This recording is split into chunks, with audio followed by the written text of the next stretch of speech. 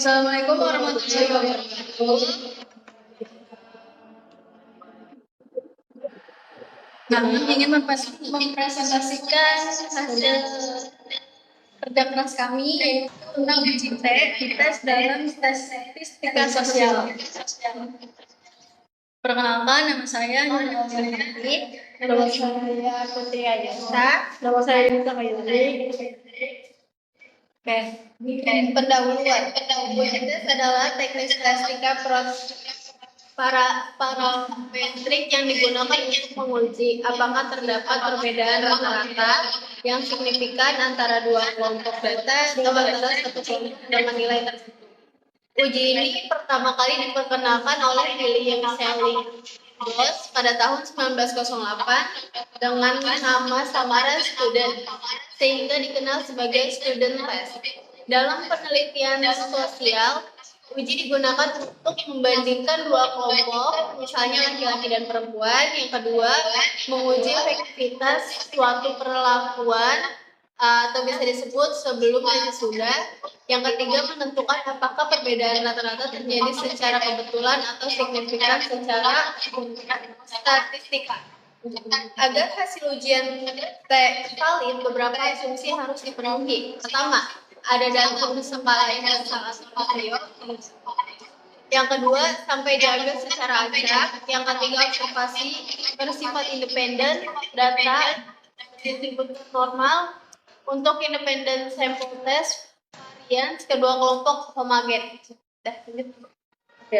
Berikutnya ada hipotesis. Nah, hipotesis itu adalah dugaan sementara terhadap suatu permasalahan penelitian yang harus diuji oleh seorang statistik secara statistis. Oke, yang pertama itu ada hipotesis 0 atau H0. Nah, hipotesis 0 itu yang menyatakan bahwa nggak ada perbedaan atau tidak ada pengaruh. Bentuk umumnya itu pada hipotesis 0 itu sama dengan hipotesis 1 sama dengan hipotesis 2. Artinya rata-rata kelompok sama atau tidak ada perbedaan signifikan. Lalu yang kedua, hipotesis alternatif, yaitu yang menyatakan bahwa ada perbedaan atau ada pengaruh. Bentuknya itu bisa 3 jenis. Yang pertama itu ada 2 arah, yaitu hipotesis 1 sama dengan hipotesis 2 kurang apa ya? Kayak kurang lebih sama dengan gitulah. Hipotesis 2 artinya itu ada perbedaan rata-rata, tapi nggak ditentukan mana yang lebih besar atau yang lebih kecilnya. Contohnya tuh apakah terdapat perbedaan nilai antara kelas A atau dan kelas B.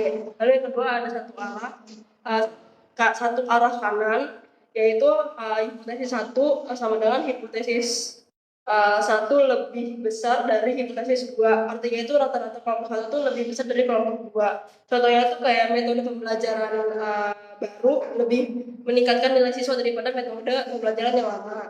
Terus yang ketiga, satu arah kiri, yaitu hipotesis 1 lebih kecil dari hipotesis 2. Contohnya itu metode lama itu menghasilkan nilai yang lebih rendah dibandingkan metode yang baru. Ya. Selanjutnya menentukan nilai tabel. Itu tentukan derajat kebebasan atau DF.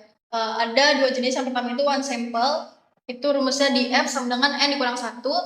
Selanjutnya ada independent sample sama dengan DF sama dengan N1 plus N2 dikurang 2. Bisa teman-teman lihat di sini. Langsung aja ke tabel distribusi T-nya. Jadi si tabel ini tuh fix bakal kayak gini terus selama-lamanya. Jadi wajib disimpan tabelnya. Jenis-jenis uji T.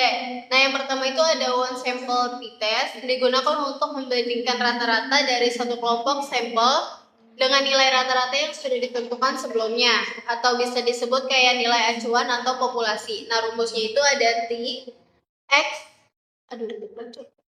Nah, untuk keterangannya itu ada X sama dengan rata-rata sampel.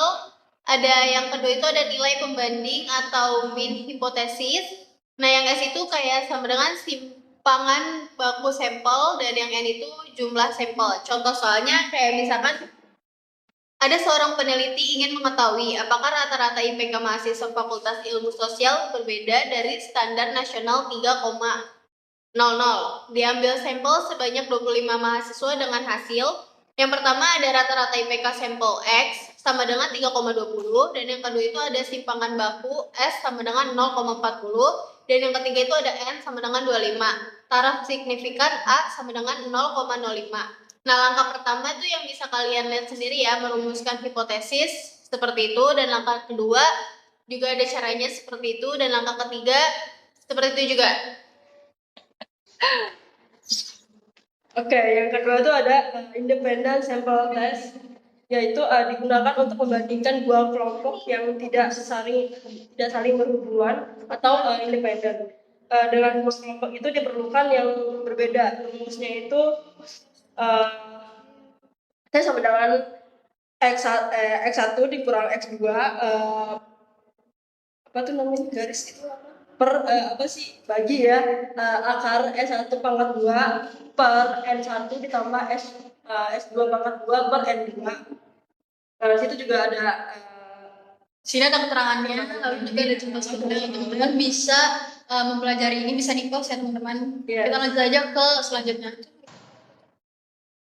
Nah, ini ada kelanjutannya cara menghitungnya. Jadi yang tadi ini kan belum sempurna. Nah, ini disempurnakannya seperti ini. Lanjut ke yang ketiga, jenis uji T-nya paired sample t-test, digunakan untuk membandingkan dua rata-rata dari kelompok yang sama tetapi pada kondisi atau waktu yang berbeda. Tujuannya untuk mengetahui apakah terjadi perubahan sebelum dan sesudah pengakuan. Rumusnya seperti ini, teman-teman bisa pelajari, dan langkah caranya seperti ini. Yang pertama itu menentukan hipotesisnya, yang kedua menentukan data yang dibutuhkan, yang ketiga mencari besar data hitung, lalu menentukan kriteria, terus juga menentukan T-tabel, dan juga membandingkan T-hitung dan juga T-tabel, lalu baru mendapatkan kesimpulan. Kesimpulannya. Nah, untuk kesimpulannya itu, uji T digunakan menguji perbedaan rata-rata data sampel.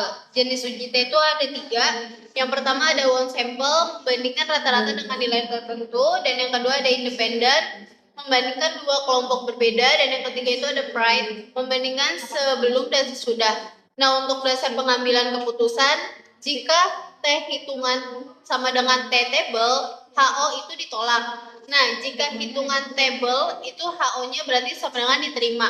Makna hasilnya tuh HO ditolak sama dengan terdapat perbedaan signifikan.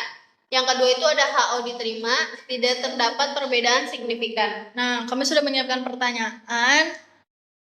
Nah, ini dia soal tentang independent sample t-test. Jadi soalnya seorang peneliti ingin mengetahui apakah terdapat perbedaan rata-rata nilai statistika antara mahasiswa yang belajar dengan metode A dan metode B. Data yang diperoleh adalah sebagai berikut. Ada kelompok A dan kelompok B, N-nya itu sudah diketahui yaitu 10, nilai rata-ratanya untuk kelompok A 75, untuk metode B 70, dan standar deviasinya 5 dan 6. Pertanyaannya adalah, apa hipotesis 0 dan hipotesis alternatifnya? Buat teman-teman yang mau jawab, boleh angkat tangan. Tulisan di Google Ya. Ya.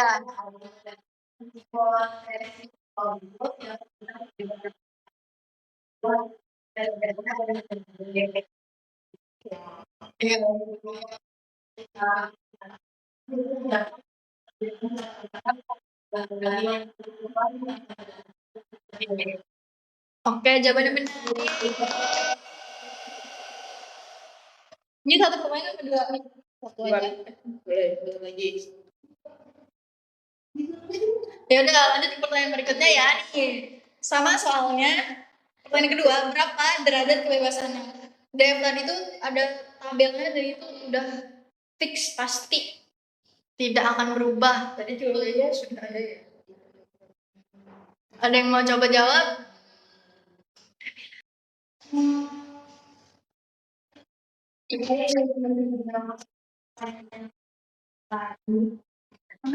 Coba kencangin suaranya. Ya,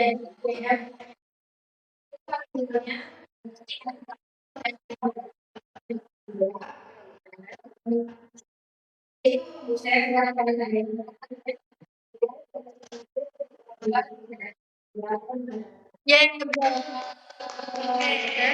Terima kasih teman-teman yang sudah mau berpartisipasi dalam presentasi kami. Terima kasih, kurang lebihnya mohon maaf. Wassalamualaikum warahmatullahi wabarakatuh.